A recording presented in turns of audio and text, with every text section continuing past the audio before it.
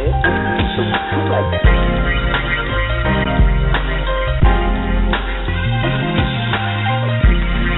I'm not addressing this whole shit at all. At all.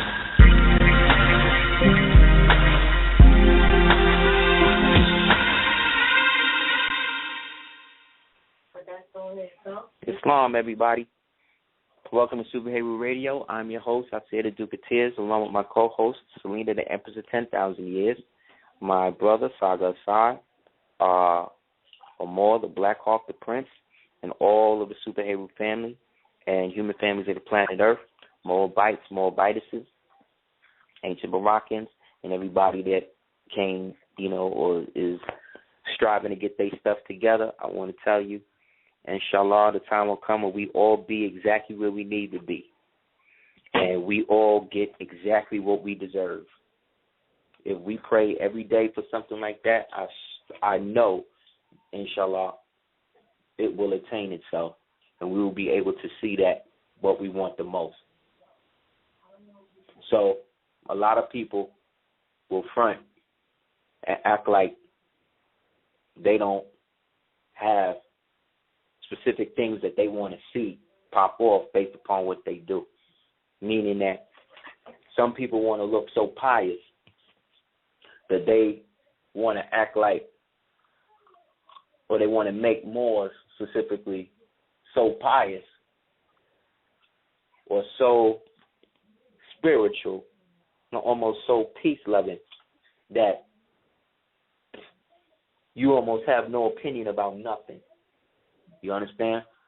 They're creating a world, a society where anybody that has a direct, definitive opinion about something that is actually real, that may or may not, screw about anybody else, based upon how whatever affects you. They have gone from making everybody into an ultra narcissist, meaning that everybody got to be about theyself, to the point now that the self-idiom has become so self-sufficient and such a megalomaniac, right?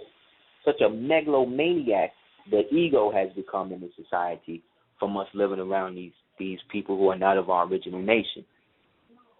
That the ego has convinced itself that it is the real person. And the real person now is running around trying to be something they're not because of what they're perceived as, but their individual nature will always rise to the top. So that means regardless of who or what.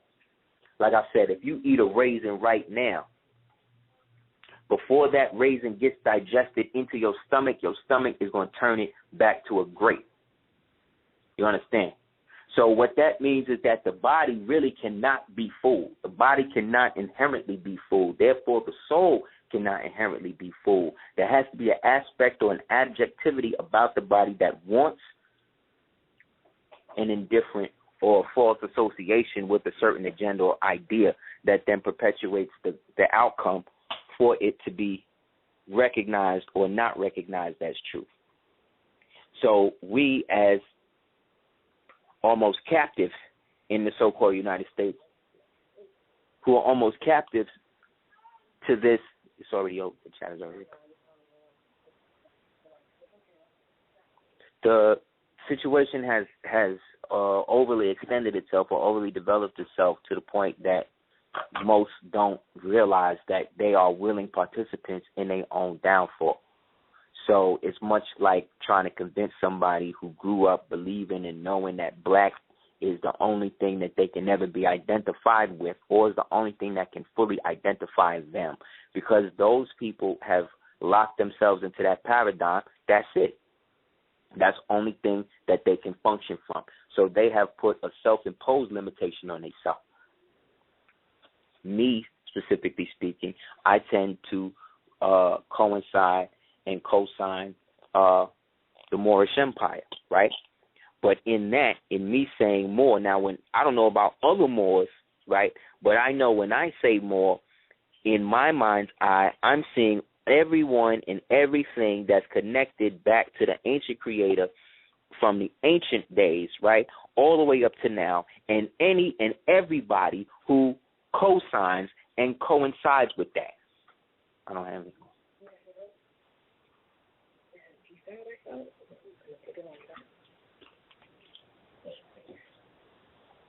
You see? So that's what it means to me. You see what I'm saying? Any and everybody who is of a melanated aspect, who was born out of a physical womb of original woman or whatever, or original man, or the testy or whatever original man, who subscribes to the fact that they're more than Negro, Black, Ethiopian, Indian, West Indian, or etc. Now, what that does automatically now is anybody who is co-signing, let's say, the black thing, look at what has happened. A juxtaposition has now been created based upon me making a definitive choice for me. So because I feel that more means anybody that's melanated hue that's subscribing to the ancient aristocracy of the so-called African race, you see, a lot of Moors don't subscribe to that. A lot of RBGs and people like that, they don't subscribe to stuff like that. So naturally, I'm now somehow outside of their position. Put in the bag.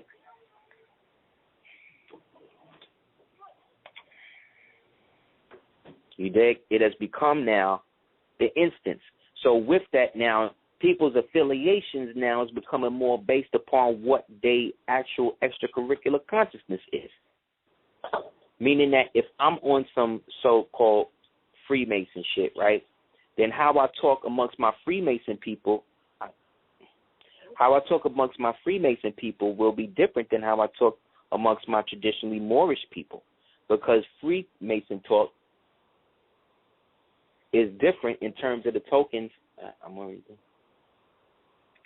In terms of the tokens and stuff like that. So naturally, what happened now is that the crabs in a barrel syndrome has turned into a gang in a barrel syndrome, where now, you can close that. So now what happens now is that we now are banging on each other based upon what consciousness affiliation we from. I mean, come on, people. Aren't we tired? We all don't have to get along.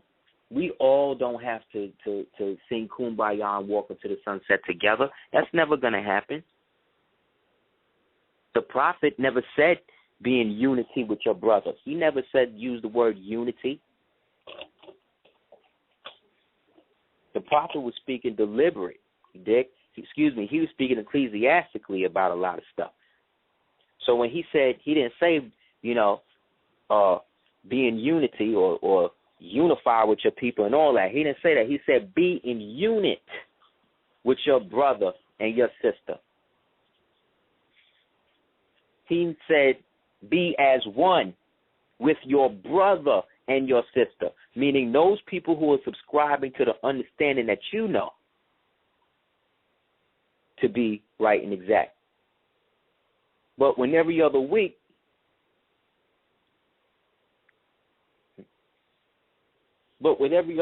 coming up, this person say, eat this. The other person say, don't eat that. This person say, this is the right way. This person say, that ain't the right way. Then this person come out with a DVD this month saying this, this, and that. Then the next month, this other person come out and say this, this, and that. This is what I mean. What do you know? This one say soy will kill you. This one say soy is not that bad. This one say soy is actually washed and pressed in an acid rinse. This one say, well, that depends on what type of soy it is. You see? White folk don't go through that. They have settled upon a direct identity for themselves, and that is the constant foot to ass putters of the so-called black race. That's their job. That's their job.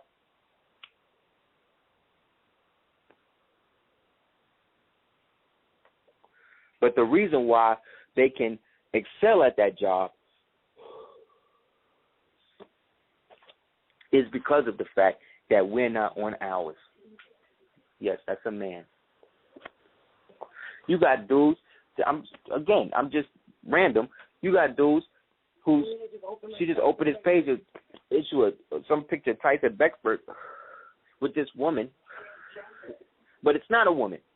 It's a transgender thing. It's a hermaphrodite or something.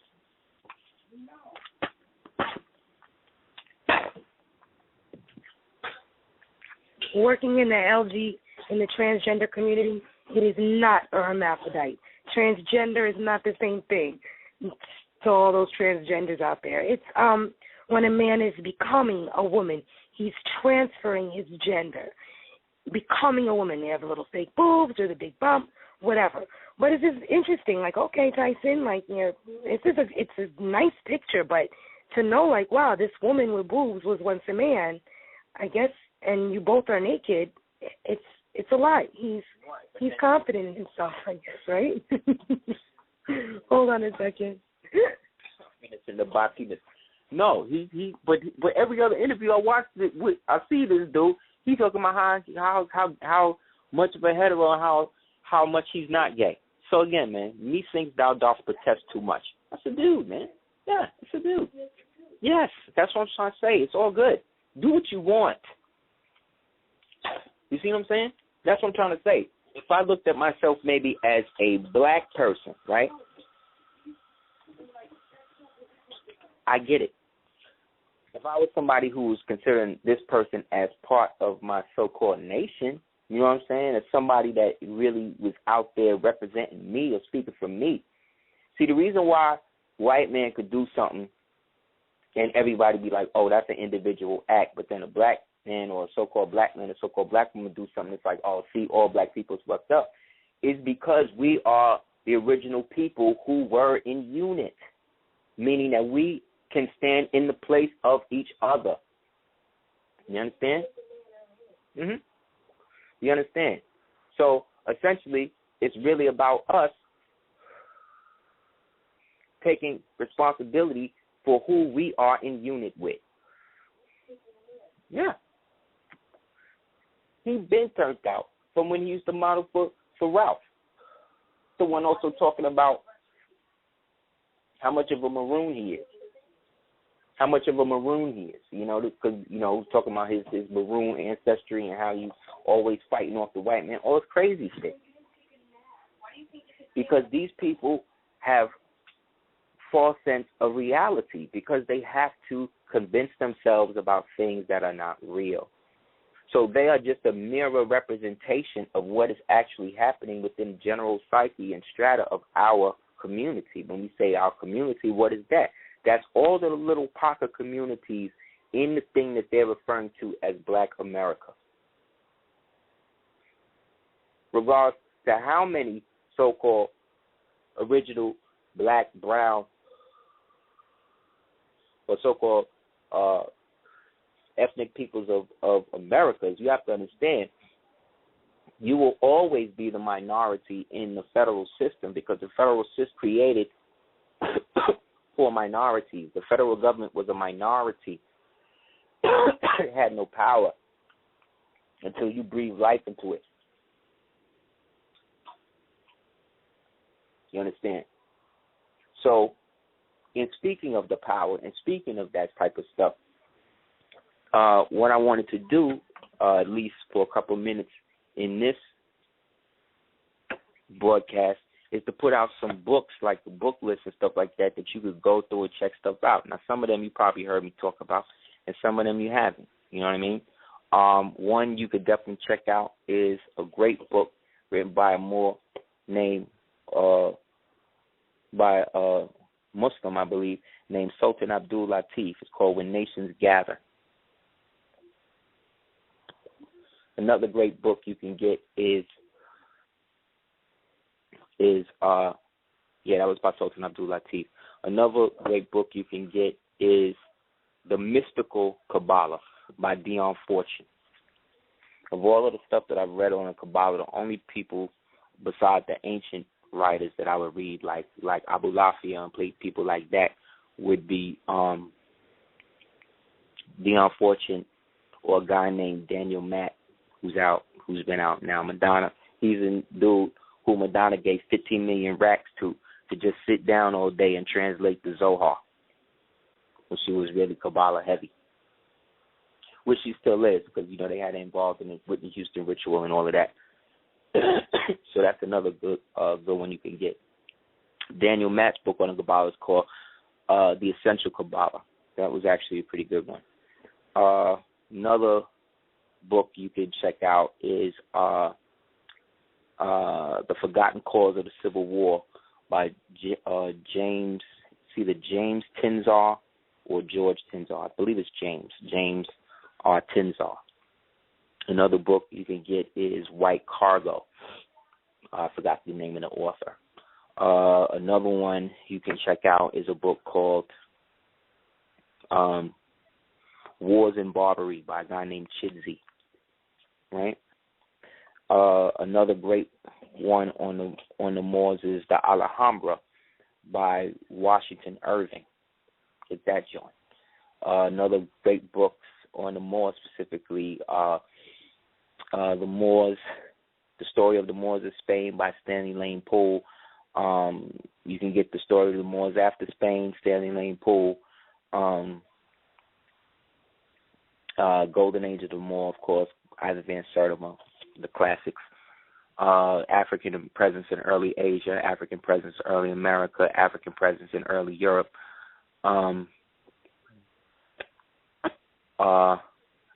You can get a book called The Romance of Antar. The Romance of Antar. It's a whole almost poem book about the epic journeys of a Moor named Malik Ambar Bey, who was the first Grand Sultan of Bombay, which now in our modern times is called New Delhi. Definitely get that joint. This place is in Marrakesh in Egypt and Sudan, where you go into the hookah lounges and they have people with sitars there, or ouds, Moorish guitars. And if you give them some bread, they'll sing songs, and they'll do shit like that, kind of like the saloon singers, lounge singers here in America. Anyway, if you're ever over there, ask them if they could sing any of the songs of Antar, or if they know any of the romances of Antar. These niggas look at you like you'll bug them out, needless to say. But definitely do the nods to that. Another book is Asiatic Kingdoms, Lost Asiatic Kingdoms in the Americas by Barry Fell. Another book, Saga America by Barry Fell. And another joint he did called America BC. Definitely get that. What else? A couple of other ones. The 12 Secrets of the Caucasus, or the 12 Secrets of the Caucasus by Isard Bey. This is from the late 1800s, this book, by Khazar, who actually got taken up into the Caucasus by the original Turks that was there, who were the Moors, who they called the Abashaki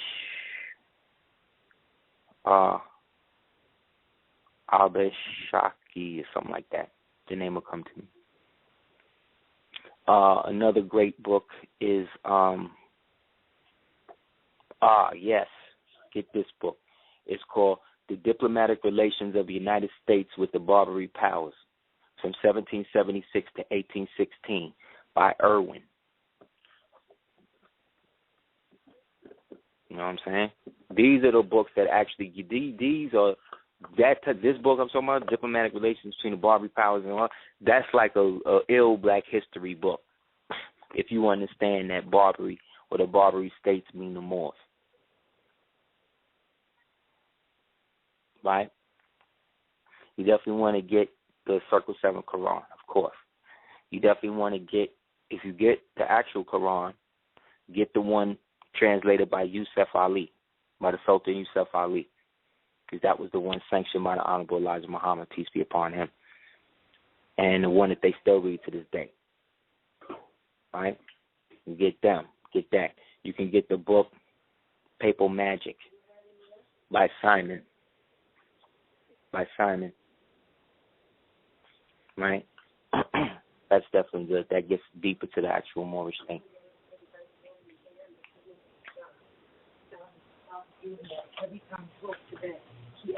You know what I'm saying?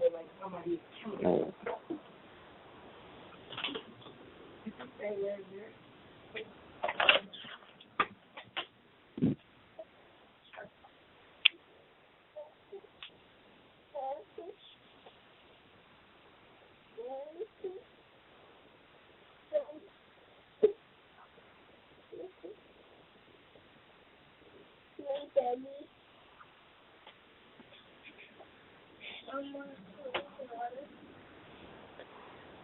Go to sleep, was it? Another one. Othello's Children in the New World. Excellent joint. Excellent book. What else we got? Sex and Race, volumes 1, 2, and 3. Ancient and Modern Britons, volumes 1 and 2. By David McRitchie. Another book, Christians and Moors, by Wasserman. Another book called Templars and the Orientals. Check that one out. Another book called The Moorish Empire. 10 Years of Secret Diplomacy. Any book by Edward Moorally you need to check out. Real talk.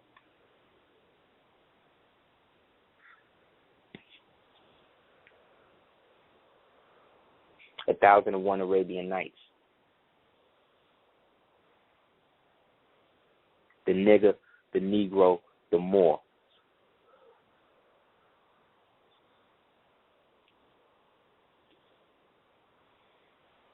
The Hidden, some of these I remember the titles and the authors. Some of them I don't remember authors, so I'm going to just give you the title.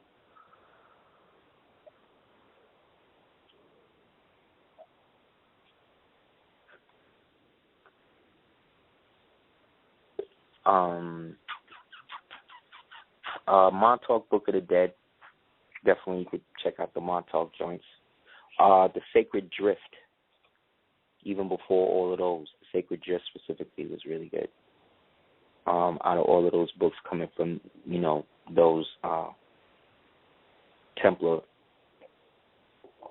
Moors, the Templars of the Moorish Orthodox Church, or what they call the Eastern Marches.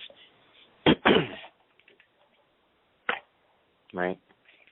Another good one is Africans and Indians by Katz, as well as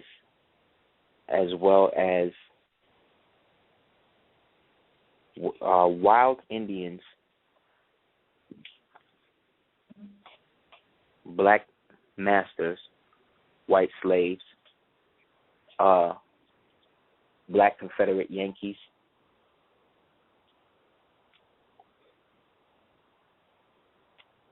a book called The Melungians,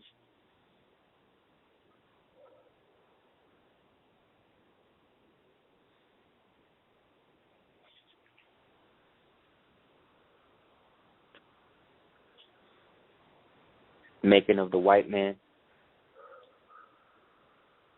Iceman Inheritance, Chosen People of the Caucasus. All of those are written by a guy named Michael Bradley. Atlantis, the Antediluvian World. Copies you can get of the Muslim Sunrise from the Ahmadiyya movement.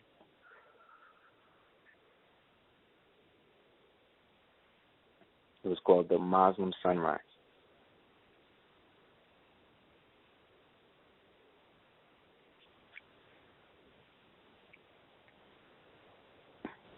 The Origins of Humankind by Churchward.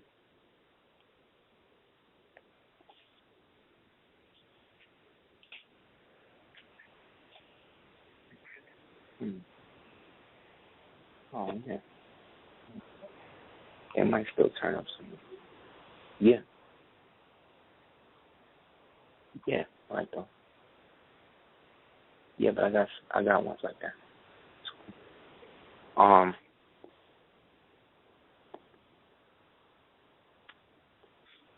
Of course, Black's Law Dictionary, 1 to 4th edition. If you got to get one after that, get the 6th or the 7th one.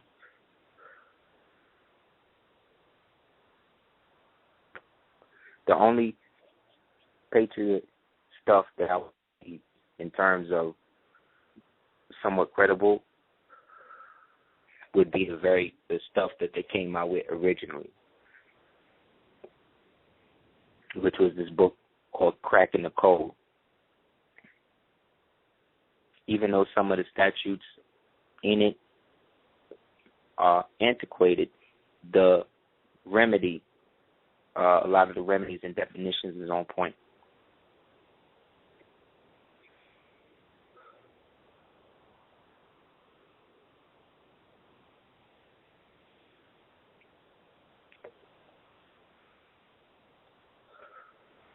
Definitely get the Dark Scope 418 by I See Yours Truly, I See It as Ducateers. That's going to tie up a lot of stuff that you'll read in these books because it'll be put in a context of a story, which always helps. You definitely need an ephemeris, an American ephemeris for 2000 to whatever it is. Definitely get that. For natural remedies and stuff like that, get this joint called the Book of Eden.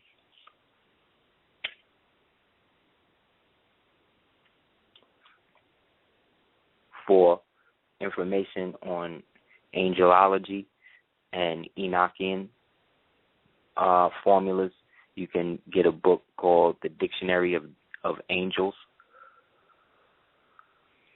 by David Overson, and another joint called the Sixth Book of Moses.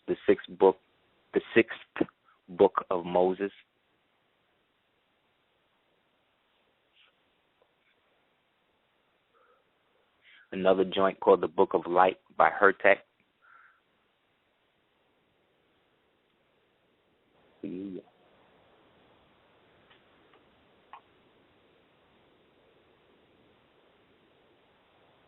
Definitely.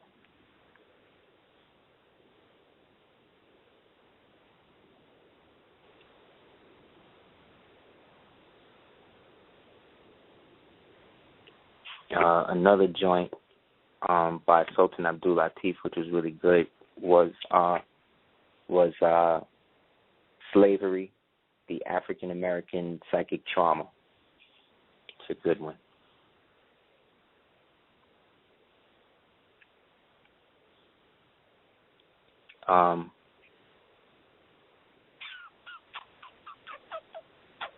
Another book is good is Cherokees, Choctaws,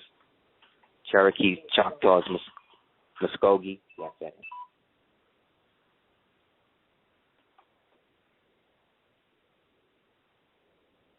Yeah, the book is called Cherokees, Choctaws, Muskogee. Another book is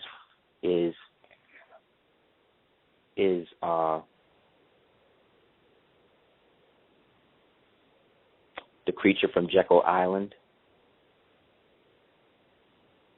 and Secrets of the Temple, if you want to get into the whole Skull and Bones and type of stuff and its connection to the Bavarian order that led to the rise of the Thule and the Nazi and all that stuff, and how that was all connected to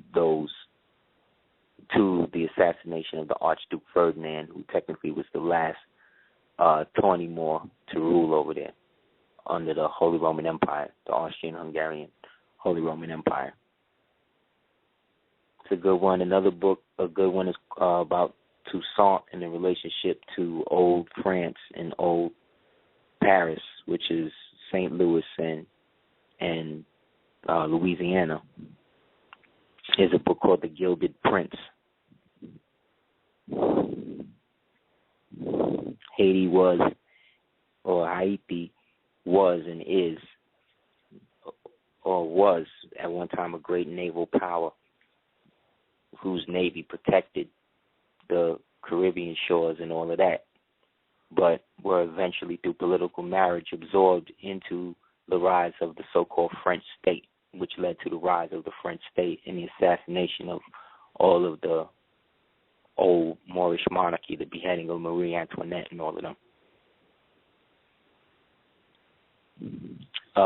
Another book to get into how they flipped the whole Jew thing on us through the Moroccans was a book called Israel and Its Captivity and Restoration. The Clock of Destiny 1 and 2 by C.M. Bay.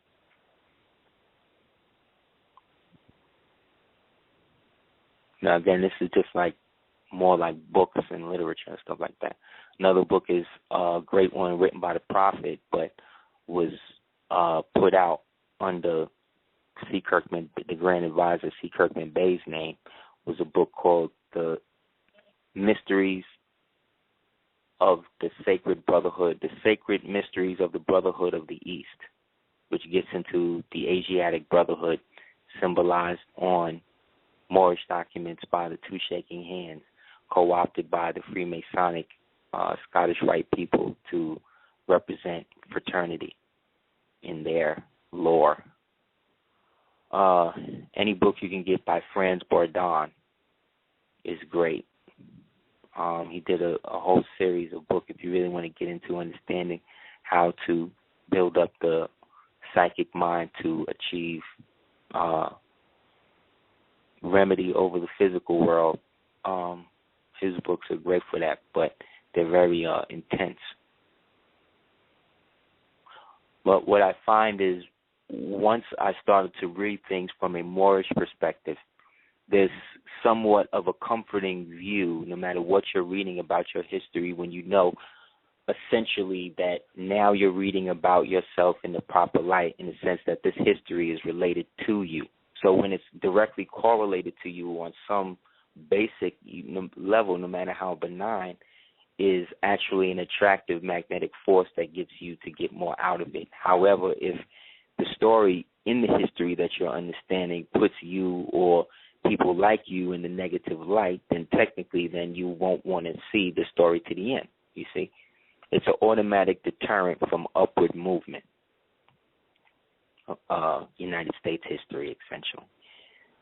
There was an old series of books, if you could get your hands on them, called Man, Myth, and Magic. I think they went up to like volume 25. But if you can get your hands on any of those ones, they're pretty dope. What else we got?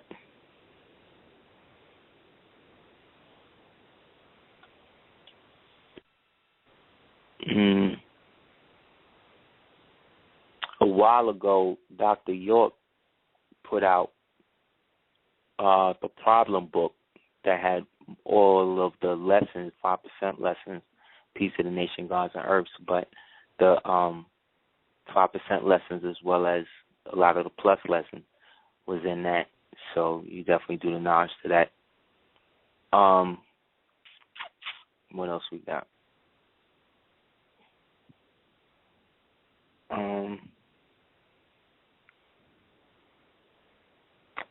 There's a book called Great Indian Chiefs by Russell Friedman that had a lot of the Moorish chiefs in it, which was dope. I'm trying to think of anything. Grey's Anatomy, you definitely want to get that because there's jewels in that correspond to Latin phrases that, when uttered in the proper Latin from the Moorish mind, can actually bring more things out of the movement. That's why they don't really like people rocking Latin like that as a spoken language, because it enables you, the tone of it enables you to fold space. That's why vampires and all that type of stuff, all them ancient people get into it, because it was a language that the Moors created to bind all of the loose spires, a.k.a. Lucifers, that were popping up due to the infestation of the overall Yaqub agenda in the mind frame of the people as they were coming out of the generational process of producing this type of self-hatred that would bleach out their actual tendency to be themselves. So the overall disassociation that we as a people are feeling today is based upon the overall disassociation that we felt back then. Yet because that history has become mythic history in our society, yet secret, hidden, veiled history in their society, we are always at this short end of the stick because we can't access the part that would validate these complexes and things that are inherent in the United States society but would actually give a reason as to why. Everybody has their own reason, but nobody's reason is based on reason. Most of it is based upon hatred of some sort, you see. And that hatred brings forth the appetite for one to abuse that person due to that hatred, and therefore that person doing the abusing then falls lower than the person they're abusing, see.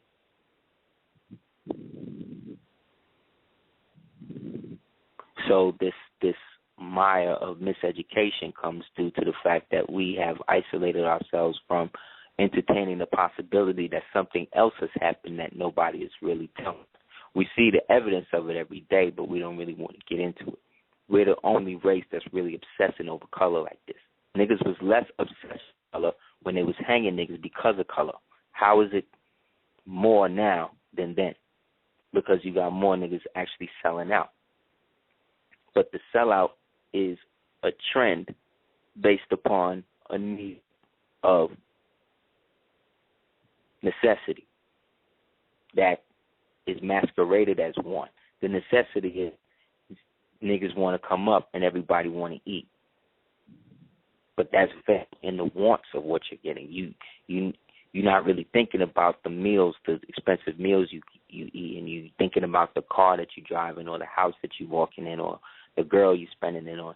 You're not thinking about how you're going to set it up for your family, things like that. At least not some of these kids. That's why they let them get these contracts and these mills and stuff so young. And then you wonder why by the time they get to be, adults and stuff, they be broke. Because they fall into a system where everybody is telling them to do things based upon what they don't know and what they're supposed to do based upon what was done before them. But that whole system is rigged for that. So when you get in, you sign up for that. You dig? However, there's ways of dealing with it where you don't have to become so enthralled that you could still make money but not necessarily get as much unless, you choose to go all the way in whatever form they play that with. But usually it's sex. Usually it's sex.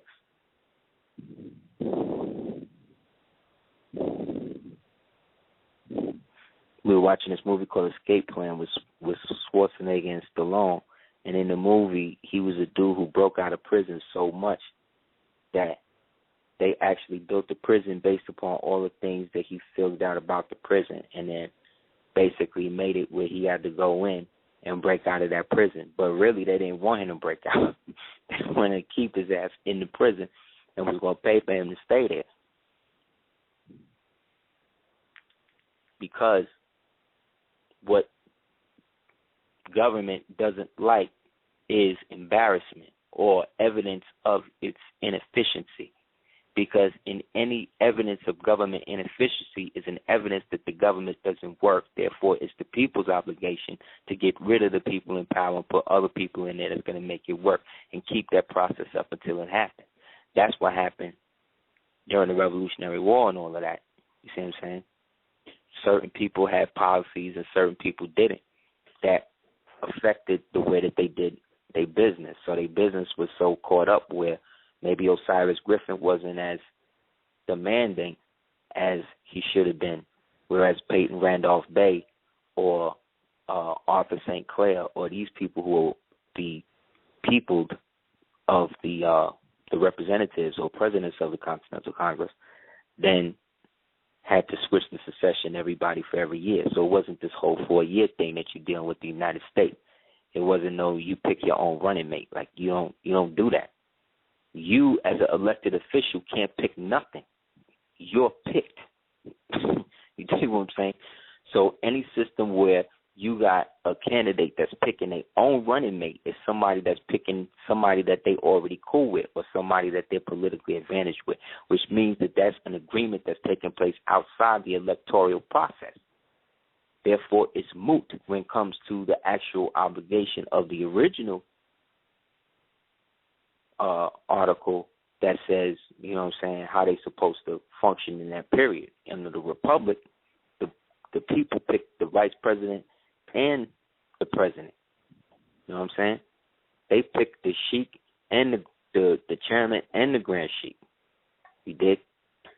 That's why in our government it works like that, because we're in that position based on appointment and consecration, which then makes it more a man-made artifice, something that is incorporeal, which is what the MDM, the Moorish Divine National Movement, is.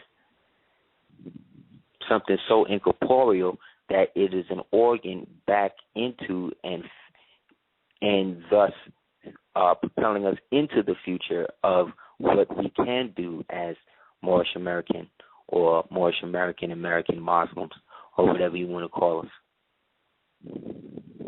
But as ancient Muslims of the Maghreb, we have an obligation to bring that ancient aspect into modern times that allows us to revel in it the same way you have Chinese people who revel in their own Chinese culture. And they walk around and dress in their habit and put on plays and make movies and stuff and all of that about how they live.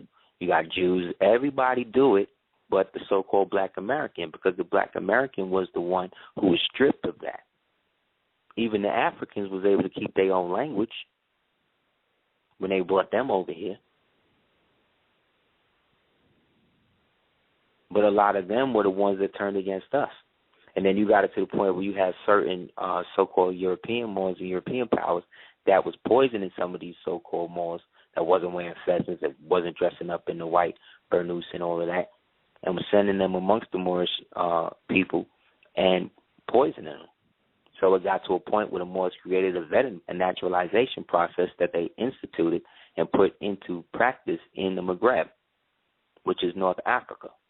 So when you read the House Joint Resolution 75, and in the beginning it reads where it says that comes now the descendants of that handsome race from the shores of North Africa. You know what I'm saying? Who went into Spain and inspired the great architecture of such and such and such. Now, to the layman, when you read North Africa and you associate Spain and you look at your position on the earth as a original man who's from America, let's say now from Africa, that would mean for you to be descended to that, you would be looking at things from the perspective that North Africa specifically is talking about the kingdom that we know as Morocco, which in ancient times represented all of Africa to the quasi-nation of Rome. When you look at ancient maps, where North Africa is, it represents where Morocco is today, which is really the beachhead. But now if you're a Moorish American or an American American or an Autochthon, Moorish Autochthon American, excuse me, Moorish American Autochthon, you understand the difference in the Orient. You understand that North Africa or the North Maghreb really means Northwest, Southwest, and Mexican, which really means America. So what they really told us in that document, HJR 75, is that handsome race that came out of North Africa and went up into Spain was actually Moors from over here.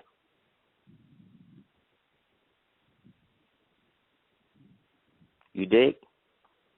It's perspective. It's how you view yourself and how they position you on the chessboard. If you believe and understand then that Africa, first of all, Africa as a code word in these people's little clubs really is a code word for earth. But specifically, when we get specific and say things like North Africa to the layman today, that again means the kingdom of Morocco. Just like they tell you that the Middle East represents everything east of Egypt. Or I should say, like east of Egypt. Right? But when I was a little kid, they didn't call that place the Middle East. You You know what I'm saying? They started calling it that.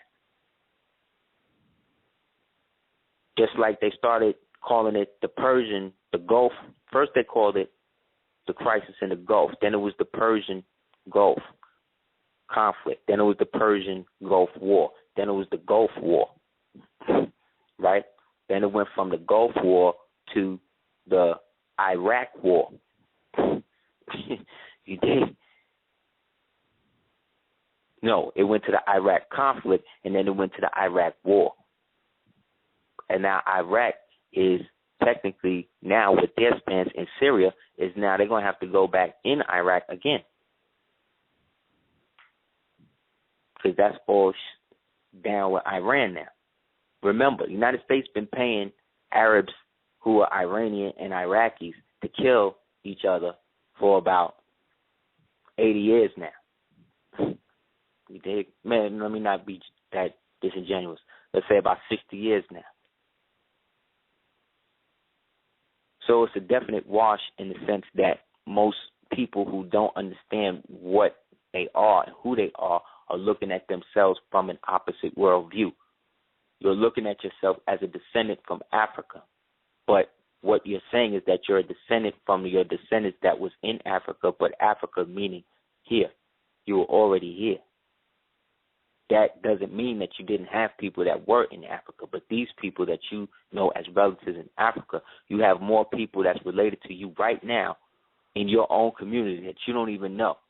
You have at least 350 to 250 people that's related to you by blood right now around you that you don't even know in a 2-mile radius of wherever you at.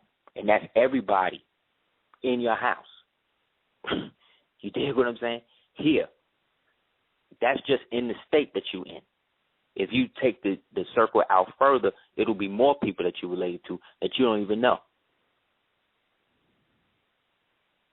Because you don't have your original name. You don't have your original title. So any information you find without that is essentially misinformation because it's coming, they trying to give it to you through the form of a Negro if you're accepting it from them. You got to go get it. You can't get no test from no Indian tribe because Indian tribes are not even Indian anymore. They started out as renegades when they was white folk running off the colonies and the plantation. That's what you read about in The Forgotten Cause of the Civil War, as well as white cargo and stuff like that. And from renegades, after they learned the culture, they became renegade Indians. You see? Because some of them was white folk who had already ran off plantation. But before the white folk got here, thousands of years ago before them, you had tracts of Indians who were exiled from India, okay?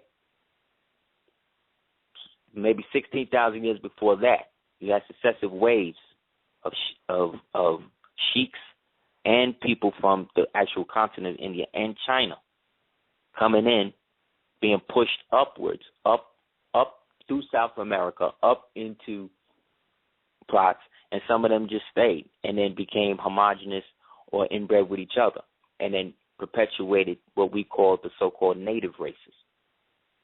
These people that we call Native American Indians or Mexican Spaniards. They're actually descended from Asians, okay, from the steppes, as well as East Z Chinese, as well as the so-called Moorish or indigenous Spanish or whatever that was already here. So in that, they were, us, but not necessarily us. They were still here. So they had more affection for these so-called white boys and white women that's trying to run off the plantation, you see? And they, by designation, were there to protect them from the rest of us. But we had already got caught up. So they essentially was on their own. So those of us that was able to get out of that now is coming out of a slavery bondage situation and now is going to them, who most of us probably by this time have forgot that we even helped spawn these people or gave these people tracts of land or whatever, and now we come in and incorporate into their tribe as former slaves. But we're the ones with the civilization bringing them up to current speed of how the world is really working, you see? Get the book Confederate Cherokee, the story of John Drew's regiment. John Drew, a Cahokia Moor, who was married to Liza Turner, the parents of the Prophet Noble Jew Ali, born in Sampson County, North Carolina. See what I'm saying? On January 8th.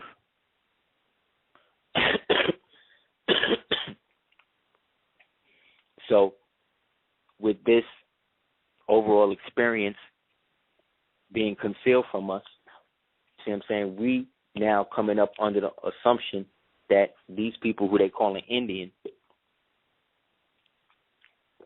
who at first were American Indian, because you had a bunch of Moors who, after 1774, seen what was going down and started to adopt the tribal practice of using the tribal name as the national name.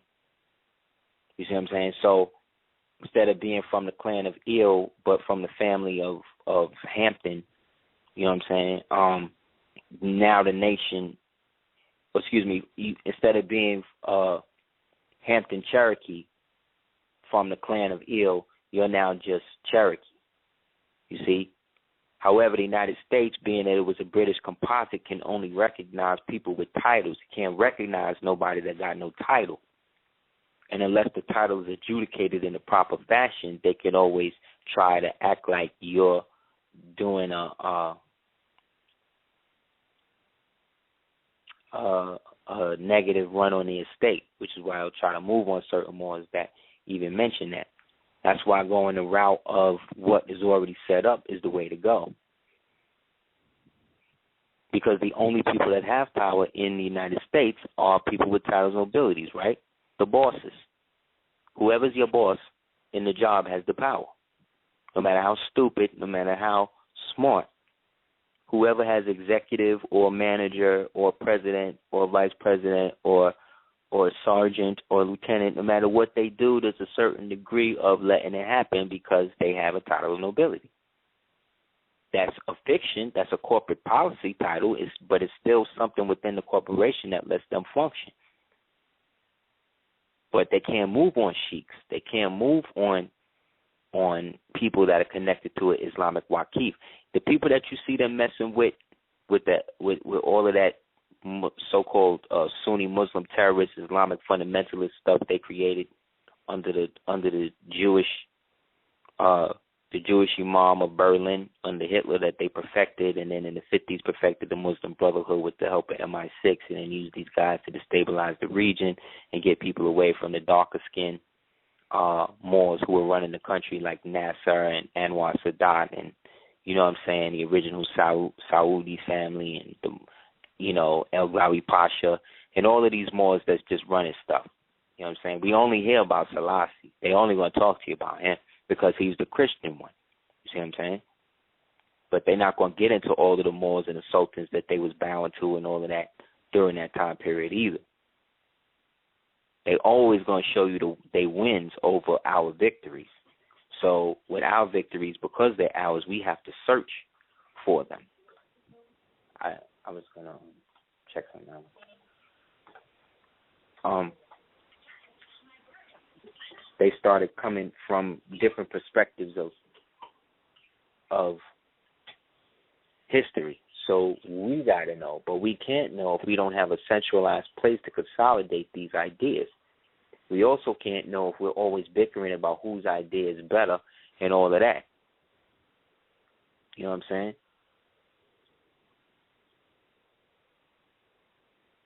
You know what I'm saying? That's how it works. You know? But our people, when they get to certain levels and involve themselves in certain ritualistic things, they forget that people could put roots on them. And that roots do get put on each other. And this has been the problem just as much as not having no nationality. It's not understanding our power and our magic. We caught up in trying to be what they, the proverbial they, whether it be your mother, your father, your sister, your brother, your job, your minister, your pastor, your cardinal, your whoever it is. There's somebody always trying to tell you something. There's somebody always trying to tell you how to do something better. And sometimes, a lot of times, that's great, you know. But when you're set to do something And you find that the more you do it, the more either people want to hate on you doing it, or the more people try to mimic aspects of it, you know what I'm saying, and then act like that's not what's going on. These things become prevalent in why most of our communication doesn't go any further than the conflict. Because really deep down, I don't feel people, black original people, really trust each other enough to lay out who they are on the table. They don't really, and I don't blame us for that. You know what I'm saying? That's what makes us different from other people. You know what I'm saying? This don't mean you put, you know what I'm saying, your whole steez out there, but the more you live your life as best as you can live it, the less you have to worry about aspects of your life being used against you. And unfortunately, in this society, it's almost encouraged that men are weak, meaning that any form of higher education not sanctioned, you see, is somehow or any how can I put it? Any idea that is espoused with some sort of confidence that comes from somebody with less than $5,000 in a bank account, you see, is automatically written off as not relevant. You dig what I'm saying? This is the type of society you live in, where somebody can come out with something and revolutionize something, and then somebody can come out with a carbon copy, but because they have enough co-signers, the carbon copy is seen as the reality. We come from a generation where when somebody was biting or somebody was coming out with something that wasn't real, somebody would say something about it. But then this whole other generation came in where you had so many people trying to bring about their point more than understanding what the point is, you see, that people, I think everybody in the sense of striving to maintain what they thought was right, that became it. And then we all contributed to this whole illusion of us moving ahead because we see more of us on TV. We see more of us being police. We see more of us being millionaires. That somehow is allowing all of us to come up. So it's better to have the inspiration to see somebody else do it than to help somebody actually do it. You see what I'm saying? It's this fake, like, we are all here for each other, even though we really don't know each other. You see what I'm saying? Or we're all, you know, a part of this black experience, even though a lot of us know that that's not necessarily what we talk about. But because you have a lot of people who are sensitive, and you have, let's say, Moors who really despise the whole black thing, and then blacks who really despise the whole Moor thing, you know what I'm saying? And they're not looking at the overall picture. What has proven to work more than it hasn't? And when it hasn't worked, was it because these people were not really tied to what they were saying, and was basically trying to get paid off of it as to why it didn't work? You see what I'm saying? With respect to true and living Moors, I saw something the other day where a Moor put out a fatwa against people using paperwork, using images and stuff like that from Moors that's not from temples. And that's dope. That's real. Respect and honest to him and what he's doing, because that's real talk. That's where it got to go. because people could feel like they could say whatever they could say about us. And it's always our own people. And that allows other people to look at us as a joke. And then it's like, oh, well, it is because, you know, y'all niggas should have been out here with us on some RBG shit. But really, they checked the Panthers. Last time I checked, they checked that. They checked the El Rukins. They checked all of that. Where the remnants of those people are forced to now have to, in some instances, embrace other movements to channel that creative energy that they had out of the movements that I was just talking about. Where in order for them to survive, they had to act like they're not even down with stuff like that because people don't even know how deep it really was. Farrakhan wasn't able to go over there and do all that stuff just based on him. El Rukins laid the groundwork for all of that. When he was still trying to jockey position from Walrus. But again, this is all black history that we got to read books like Black Brothers Incorporated and stuff like that to really understand. Think it's a coincidence that all of these Muslims were so crazy they killed all these people in Kareem Abdul-Jabbar house, and then right after that Bruce Lee turned up dead? Who's the one in both situations? That's Kareem Abdul-Jabbar. And this is what becomes the full representation of who destroys themselves, who destroys their own position. I'm about to read something.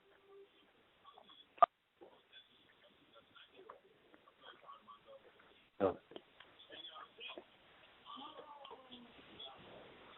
That's right. Whereas in other countries, historically, whenever there was an encroachment of foreigners, no matter who they was, you had Moorish groups that got together to stop it, like the Black Dragon Society. The Black Dragon Society was started by a group of Japanese who were descendants of Moors, and who started to bring about the rise of the first Bushido clans. Bushido being samurai, you know, that type of people.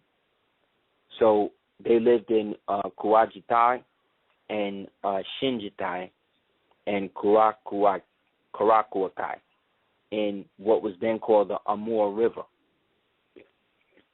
So this is when the Japanese were trying to extend the empire and try to check the Russians. So they unified what they call the Black Dragon Fighting Schools. And these schools were there for generations to defend the Amur River from the invasion of the Russian expansions. After that, the Black Dragons were extremely nationalistic, and they used to hold up the Mikado. The Mikado is the Japanese flag with the red star. When you look at the old Nation of Islam newspaper, you'll see the Mikado in the background, and you'll see Asia, Africa, and the USA. And they have these two original people holding hands in like an arc. That, again, was evidence of what I'm talking about in terms of this expansionist nationalistic mentality that was actually forcing these people to take us seriously. We stopped taking seriously once we got involved with the civil rights thing. Because once the civil rights thing started, they marketed it to the world because that was the only way that blacks could have their own liberation. Because they were striving to create a consciousness in the black psyche that would convince them that it was better for them to be included, that they were being left out of something. So the more these people did to them, and the more they fought back by not fighting back, once they were actually let in to a degree, they would do more to preserve it than the people that they were fighting with who didn't want the jobs, who wanted their own communities and their own thing to do that. At the end of the civil rights movement, the so-called black community, if you call it that, traded up its own black government or its own potential black governments for a black elite. You know what I'm saying? A black upper and middle class that could be integrated into a system that at that time had done nothing else but kill and brutalize them.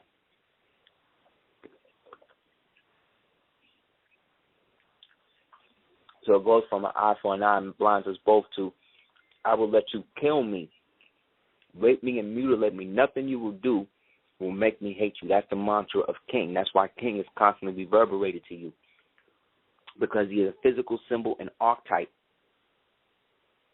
of silent consent.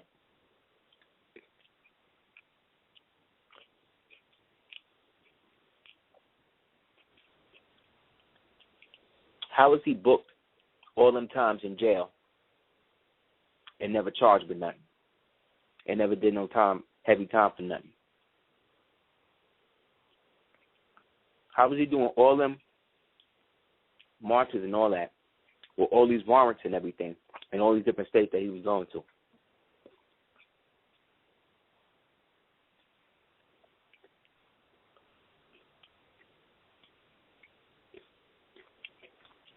In his biography, one of them I read, he said he had so much dealings in terms of going back and forth in and out of jail that he said sometimes they would just bring me in the front and then throw me out the back.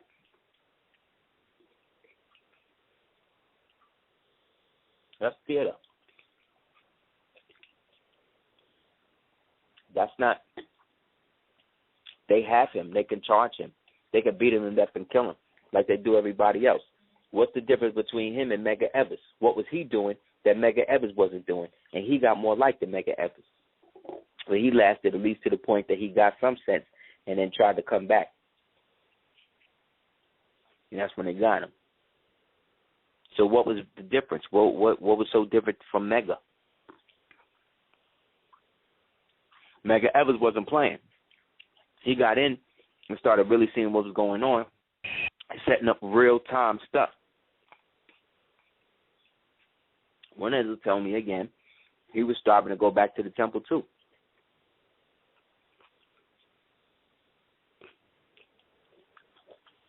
But once these guys come in and they give up what they give up, that's it.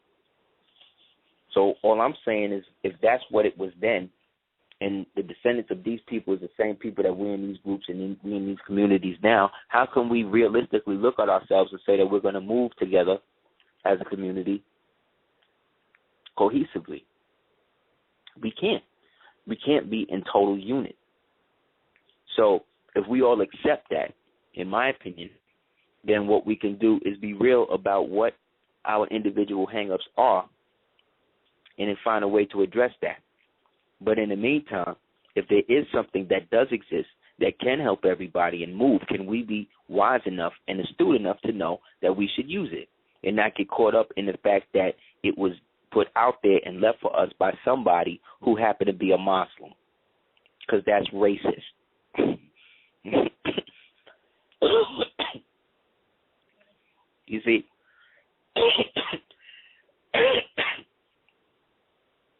Or, you know, he's one of these pretty looking niggas or whatever. Whatever the hang up is that niggas got for not needing to do what they know that they supposed to do, whatever it is today.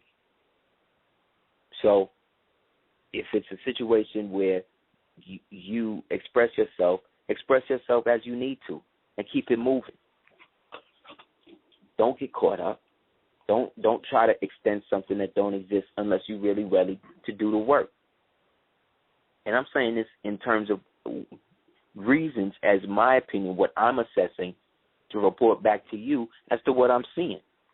Because every day I'm fielding calls, and the basis of it all is either striving to get it correct, to fix whatever's going on in the middle of what's going on, or coming into it really for the first time with whatever preconceived notion.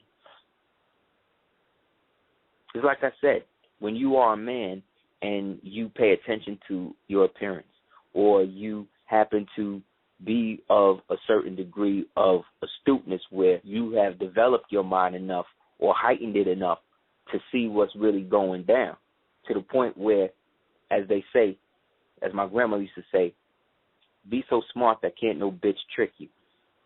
Like that, where people will try to find ways to reduce that type of power, meaning that they'll try to flip it into something else, like, oh, well, he this, or he that, or she this, or she that. I don't see her out, so she ain't doing nothing. He ain't here, so it ain't really happening. You see what I'm saying? All of these things are contributing to all of the reasons why we're having so much problems coming up. You want to really get on?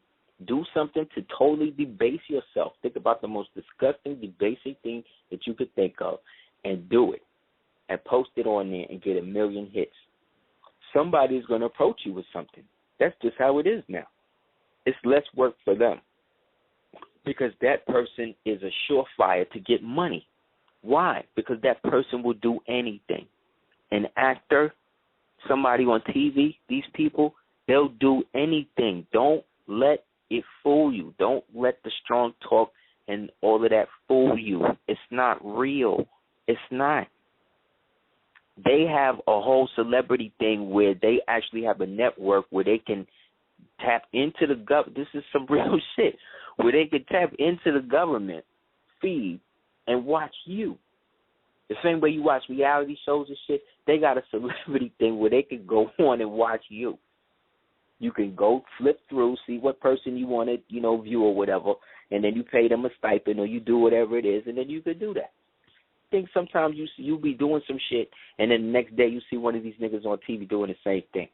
Why you think that's just coincidence? You think these people, you think they making it up?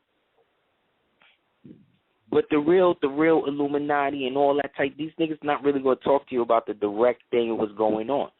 And it's all self-induced. It's all free will initiated. It's all you agreeing that it's like this, that my view of it is this, and this is what it is. And anything contrary to that is not real. Or because I did it like this, it should be received like that. Everything begins with intent. So if it wasn't real in the very beginning, the intent is going to manifest in the actual experience and the action. That's just how I look at stuff. Criteria, per se, for things to be a certain way, in my view. However, if something works, let's do that. If we can agree that we don't trust each other, then we can admit then that there's something about ourselves that we don't trust. And if we can admit that, then we can admit the fact that we don't like each other. We can admit the fact that we are not all here to do the same thing. We can admit that it's not anything necessarily personal about this movement or that movement or this gene or that gene or this shade of lipstick or this type of perm. It doesn't even matter in the very end, because in the end, it's all killing you. It's all killing you the same way. The perm is killing you the same way the relaxer is and everything else, or the same way the carbon monoxide is, or the same way maybe not just the perm, the lipstick, and the foundation. All of that now working together has created the chemical reaction for you to get the fibroid or whatever else. But you're not going to stop doing it. So why should we still create situations to make people feel bad about shit they're not going to change? I'm at with it. How many of us are black like that? How many of us are ready to be totally indifferent to the niggas that make us look the worst? How many of us are ready to do that? I don't think a lot, because we're still trying to claim credit for these people. There's still people that's going to go to Kanye's concerts. You dig what I'm saying? There's still people that's going to support Jay-Z, no matter how many niggas they lock up in Macy's. Me and Selena seen it. I seen that shit with my eyes, dig? Where we was up for a job, and we went up in there, and they walked us through the whole shit. You see the jails. Them shits look like straight dungeons. You see the cameras in the store. You see that they got cameras inside the shit that close up, the shit that you move on got the racks on it, and you move it back and forth. They got cameras in that. case you go in between, they start stuffing shit. There's a camera right there. They had one. They had chains. I said, well, what the damn shackles for? He said, well, you never know. White man, so niggas like, well, you know, you never know. Never know what, nigga? These are shackles, and these shits look big. I was saying that that's what's in the store, to tie them, to hold them until the police come. Yeah, but that's what I'm saying. This is the level of the game. You dig? They're taking people to that level where they doing it, where they telling you. Now they've actually made it corporate policy now, where if you're a young black man, they're going to make it before you can even get in the store. You got to have evidence of the fact that you are who you are and you can pay for the clothes that's there. Because of the stop and frisk thing, they have actually made racial profiling a full occurrence, in meaning that they can racially profile you if they tell you that they're going to racially profile you now. That's how deep. That's exactly why Selena said, that's why I shop online. Exactly. So, again, they arrested a black man for actually paying for something. What do you think they'll do? What do you think now? That means you could have money. That means you could actually have a job. You could be successful in that, and they could still lock your ass up in the dungeons and Macy's while this nigga Jay Smith Barney's, they doing it in Macy's too. This is the shit. So now if you're a young black male, this is what they do. Because no nigga could have that money without being a drug dealer or being a pimp. That's what the representative of the company said. They have no respect for you. So, of course, Jay-Z is not going to stop his gold cologne from debuting at Smith Barney's and Macy's. Do you know how many racial discrimination cases is against? Check it out. Go online and check it out. How many racial discrimination cases people got against him for being manhandled and being called nigger by his white employees. The same type of white employees, I guess, that went crazy and started jerking off on his wife's passport from being some ex-Navy Bosnian Serbian nigga, some crazy born supremacy nigga. This is the type of person these people are dealing with. They don't have time to be dealing with you. He's not black. These people, they're not black like you. They can't be. But they can be. But they're treating them worse. Do you know what these people have to do? You don't. And because of that, they have now marketed it, got so many people in the vein of this thing, they've actually marketed it where people actually, you go online, there's applications for Illuminati. You got people actually getting money for people saying they're the Illuminati, giving them initiations, taking their money, whipping them and beating them and brutalizing them and all this bullshit. Because people believe that somebody like David Icke actually exists. They believe people like David Alex Jones really exist.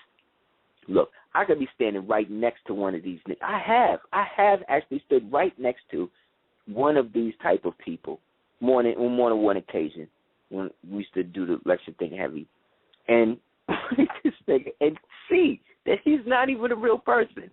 This person is here, but he's not even here.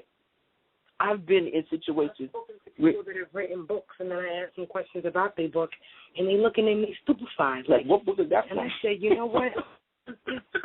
I don't think this dumb smart nigga even wrote this shit. Because I met the author, and that could not have been the nigga that I read the book. But maybe it was. Know something to him. You don't know. So if he couldn't be focused enough to answer a question, right, how could you sit there about his own book? So what do we do? So what do you do as a national person? I laugh eternally and walk away. You laugh eternally and walk away and take the best part. Yeah. You take what you can out the book. That's what my mother said. You take the book. The book was great. I've had people that have come to our lectures that want to work with you, that like you, that are on some, yes, let's do something together, let's sing, let's build. And then they completely pass me by, roll their eyes, disrespect me and my child, say fuck me, to everybody else other than me. Right. basically roundabout. Well, that's what that means. And I'm supposed to, like, years later be like, word, we fam. Like, no, I appreciate the fact that you let me know through your actions that there's no, you know, it's like you got to look at what people are doing and not what people always say. And it becomes a situation where we as people need to be real. If we really come on, then that's what it is. However, it gets to a point where we have to come to the understanding that not all of us are going to get there together. We're all not here to get there together. To be in unit means to be in one, to be one with God. God meaning Gumars Dubar, or the best part of ourselves, or the best part of our spirit, whatever, or soul, whatever that is, depending on whether or not you've even read the 101. You know what I'm saying? However, knowledge is the beginning and the representation of all things. Therefore, to limit one based upon one knowledge is against God. Against God to be ignorant. But ignorant don't mean stupid. Ignorant just means that you don't know.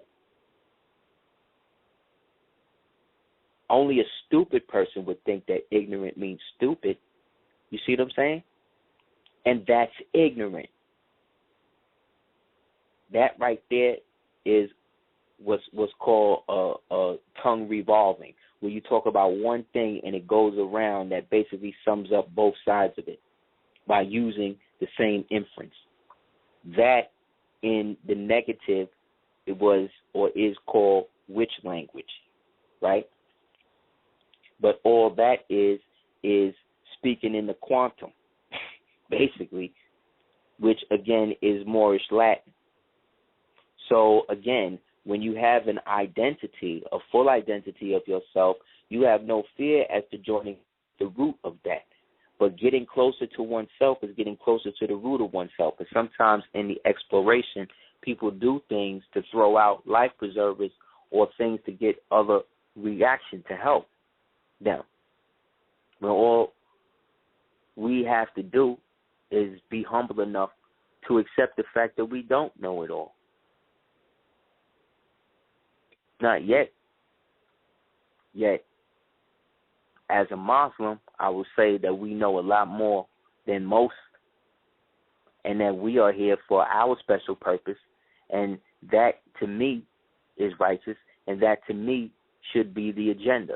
So if our agenda, then, is love, truth, peace, freedom, justice, and equality, we know that from that tenet of the isonomy that they preceded and created a whole version movements that they could capitalize from. The love movement, right? The freedom movement, right? The truth movement, right? The peace movement, right? Everything but the justice movement. They don't have that. They're not going to have that movement. They'll have a just bowel movement before they have an actual justice movement, nigga. And to do that, you gotta have it's gonna have to be just us, because it ain't nobody else that could really tie themselves to it like us. Sorry, there's not. All Muslims, all eels and bays is under the protection of the Waqif. I don't give a fuck who they are. They just don't want it. Most of these niggas, the only way you know is when Allah divines it to you. So I could tell you till you blue in the face where to go find it. But no, Allah is the best knower. And Allah is the eternal giver. So in that there is an essence that it manifests. But those of us that do function with that perspective that we do. Therefore, it becomes a predominant fashion for us to function in a direct correspondence of how we are to transliterate that to the people and to raise all of the temples. I'm not talking about the actual Moorish science temples of America being the physical places. I'm talking about each one of us as Moors in America being temples. You understand? Raising up to a vibration that we can then really uplift fallen humanity in a manner of showing niggas how it really need to be done. Really. Not on some stunting on niggas, but kind of stunting on niggas in an aspect, because niggas act like they could say whatever they could say about the prophet or whatever, but when it comes to these white boys and shit, they'll be the first ones trying to show these niggas how much they know. But when it comes to getting that check every other month for what they doing, it's all good. That type of shit got to flip. The only way that's going to happen is if our lifestyle is seen as a viable means of living. And it is, because it's the only thing that I've seen that's actually laid out for even the most stupidest nigga. Even the most stupidest nigga can understand love, truth, peace, freedom, justice, equality. Even a dog could understand that. You understand? An insect understand that. An insect, what a nice thing is more than a Negro. What does that say? You know how you know? Try to swat a fly and see what happens. It try to move. That means that there's an aspect of love that it has for itself. Aspect of consciousness that it has for itself. And what it knows it needs to do. Try to kill a spider's eggs and see if it don't try to do something. Try to get close to a cat's litter and it don't know you. See what happens. Because it understands that it has love, and therefore, in order for its children to have freedom, they have to have peace, meaning the nest has to then be protected. That's where the justice come in.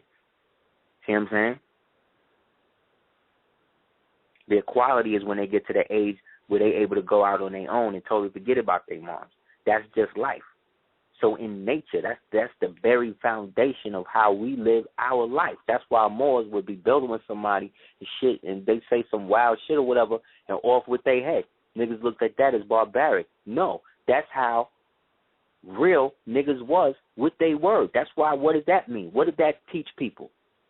What would that teach you? You walking down the street with 3 of your friends, and then one of your friends say some shit, and this nigga just pull out a knife and woof, cut this nigga's head off. First thing in out of the mind of an average Negro today would be, oh, this nigga crazy. But what if this nigga said, oh, well, by the way, I just killed your wife and raped your daughter and blew up your house and blah, blah, blah. You didn't get that while you was on your iPod. You just saw the nigga pull a sword out and cut his head off. Moors deal with the whole situation. Negroes deal with what happened to them. You see what I'm saying? That's why Negroes go to jail and Moors don't. That's why they rather deal with a Negro than a real Moor, because most Moors they treat like Negroes, take it like Negroes. But most Moors that are really on it like that, they don't even really have no interface with the police like that. They just see them doing their thing and just keep it moving. They know. And that's what I'm trying to say. Shit is so fake now that anything that is authentic shines brighter than a diamond. Like, that's how real shit is in the minds of the lane. Like I said, they either going to isolate you and act like what you doing ain't as good as what everybody else doing, and you ain't doing nothing else that nobody else do, right? They're either going to do that, or what they're going to do is basically get people to come out against you, right? Or they'll do both. And then when neither one of them work, they'll do like fake olive branches and through people and things like that. These things have nothing to do with the overall presentment. And the presentment is, in order for anything to be resolved, we all as individuals, as our own individual leaders, there is no leader in the so-called conscious community. To me, there are no leaders. There's nobody that's coming up saying, hey, let's do this. Even me, I'm saying if you want to do this, then we can build. But I'm not saying that I'm going to lead you to do that. I watched this queen do a whole series of yoga in this, where we could tape it and make an actual video to actually, provide not only for the families of cop, but also to put out there to help people heal. And was strong enough to actually refer to it as melanin active yoga. Therefore, now market-wise, it's now specific. And Negroes, black people, they never want to market nothing specifically to their people. But when white folk come out with their product, who the first people they market this shit to? Especially if it's trash, they're going to market it to niggas. Or they don't even think that their product is attracted to the niggas, and then boom. You think Timberland really knew niggas was going to really grasped onto it like that? No. But did they tell niggas to stop wearing it? No. You see? You think niggas stopped drinking Belvedere because Belvedere came out and said that they didn't want niggas drinking they shit? Hell no. That make more niggas drink it. You understand? These Negroes are trained. If they are excluded for something, they will work night and day to find their way into it. But when you let them in, they don't want to come in because they don't trust it. This is what they've been bred to function under. This is not me putting an indictment on black people. I'm just saying this is what they say about us when we ain't around. And because they know, and because there's always a house nigga around us, we don't really say what we really feel. Because niggas don't want to offend nobody. The only people that the niggas don't mind offending is other niggas. They don't want to offend the Chinese man or the white man or the white man or the Puerto Rican. They'll go to bat for them. You got athletes online talking about how they're not attracted to black women or dark-skinned women or all of that. The only people saying that, the only idiots in the world saying that are black men or men who believe that they're black. So any so-called dark-skinned woman that's listening or hear that, if you fall into believing that, where now you want to get this nigga back somehow by proxy, by getting with a white man, or you believe that something's wrong with you because this dude then put this on Twitter or this is out in the world or whatever, then there's something in you that got to realize that this thing is happening specifically to you. So the same instance of you as a dark-skinned black girl that you feel isolated or whatever is the same instance the other dark-skinned girl is. It's just that you may be more articulate enough to express it that may help that other dark-skinned girl express it in the right way. But once y'all both express it, it's y'all responsibility now to come out of the cloud and stop now trying to still associate and allow other people to feel more comfortable than you feel around them. You got to stop entertaining niggas who feel that way. Because any man who feel that way not only hate himself, he hate his mother. Therefore, he hate the earth. You dig? Same thing with any man. Any woman tell you too dark or you too this or you too that or you too this.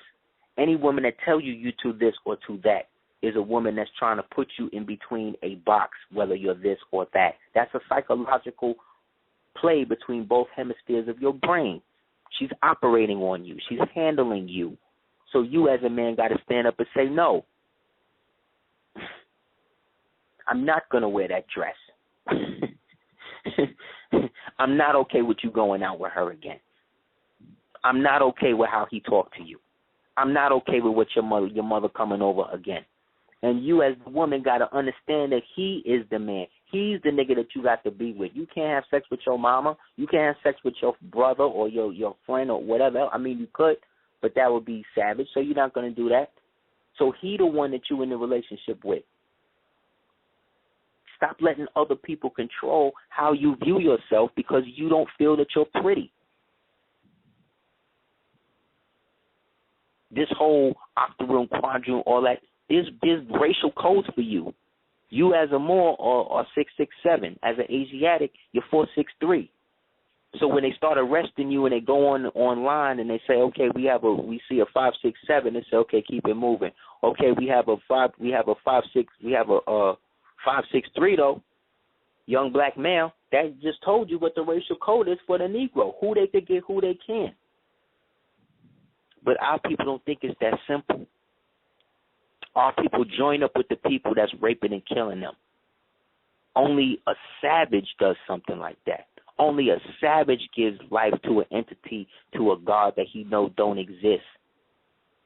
Only a broken woman would want her children to adapt into a system that could potentially rape and kill them. You understand? And we are that. We are all sons of the widow, whether we women or men. You shouldn't want to be out more with your girlfriends more than you be with your man. You shouldn't want to be out more with your boys than you want to be with your man and your family. That's my opinion. You see what I'm saying? But other people who are into more social things and things like that, you know what I'm saying, may have a different view. Maybe that's more isolationist. Maybe so. But maybe if we spent more time at home and less time at the damn strip club, maybe some of these kids would turn out better. You think?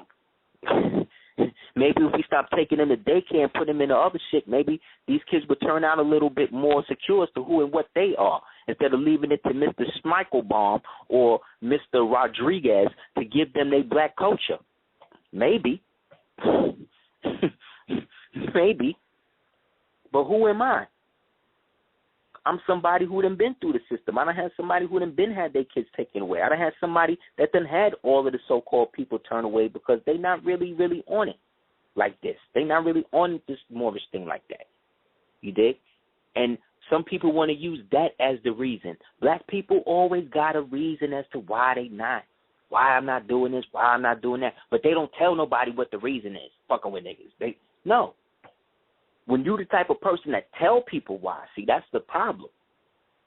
When you the type of person from the old school that actually want to write their own rhymes as opposed to get in the game writing somebody else's rhymes, you see what I'm saying? Something different. They had some dude posted online that in order for him to get in the rap game, he done had to take a 12-inch penis in his rectum. And, you know, it was hard at first, but he got into it, so he's been doing more tracks. And he's been getting more studio time. Anybody want to holler at him for BJs and stuff like that, let him know. This is what's on Facebook. This is what these young brothers is doing. Telling you that they doing it for rap. These are cries for help. That's what I'm looking at a lot of this shit is. Straight cries for help now. The social media has totally isolated all of us from anything material. So anything that you got that's working for you, that's material, it's a good woman or a good man or a good family, hold on to that, man. That Elijah Muhammad was talking about, that's the eternal pit of blackness that you need to immerse yourself in. They had to shut people down for putting their head in the Sangui Assad, which is the meteorites, black meteorite stone shaped as the black woman's vagina at the corner of the Kaaba, because it was getting too worn out. Because too many people were trying to get blessings from it. How many thousands of years have been there?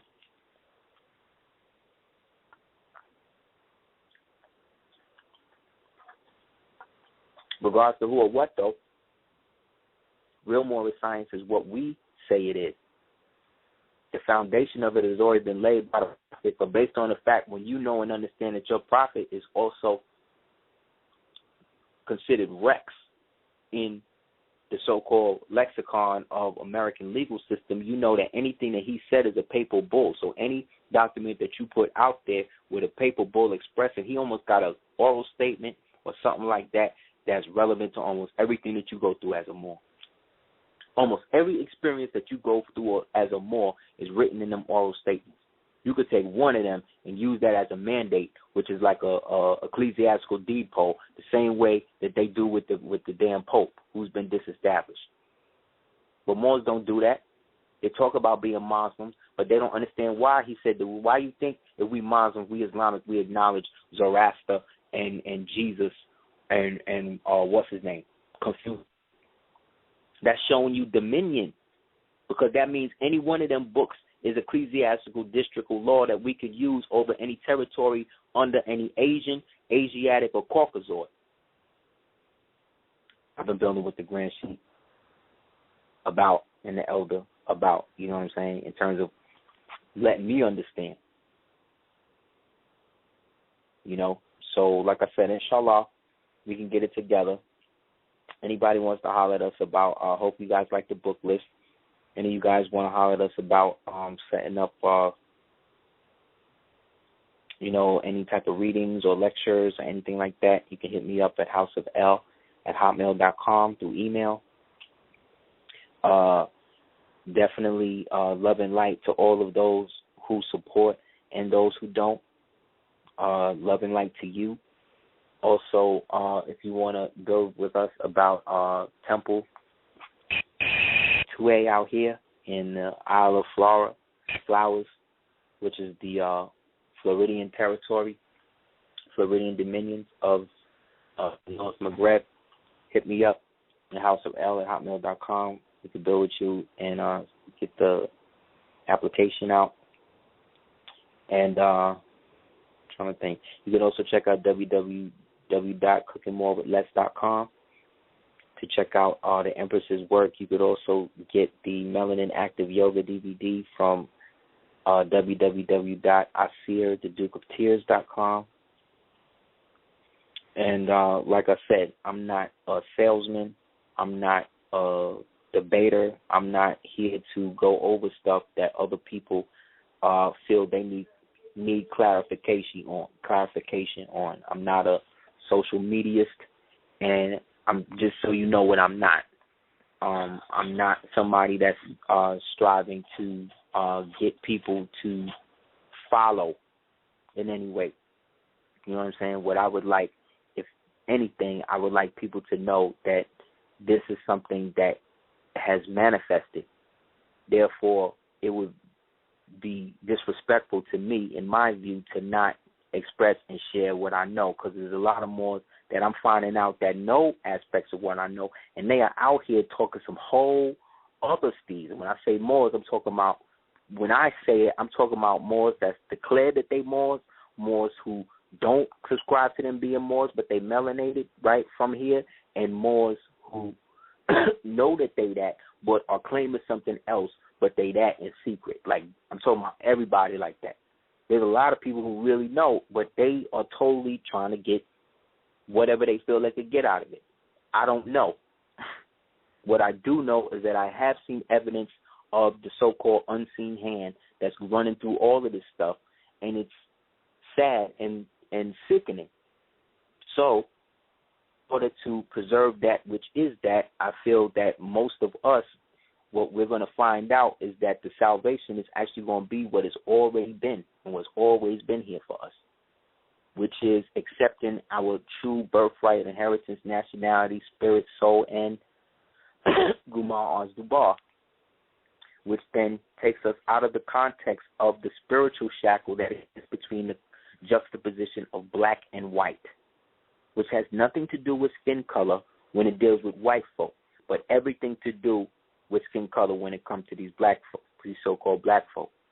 It has everything to do with status, and that status has a jurisdictional value that these people have become accustomed of having you do time, be killed, raped, and murdered, having sex with your women, making TV shows about it, making your women crazy.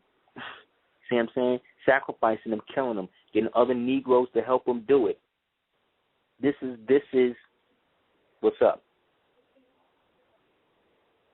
So this is what happened. So again, anybody wants to hit me up at House of L, do so we can do something else about it, inshallah. Thank you, love and light, community. May everybody be safe. Whatever you perceive that community to be, let it be. And I will wish everybody great endeavors within that. And inshallah, we'll get together next Monday night and open up the brain on this again.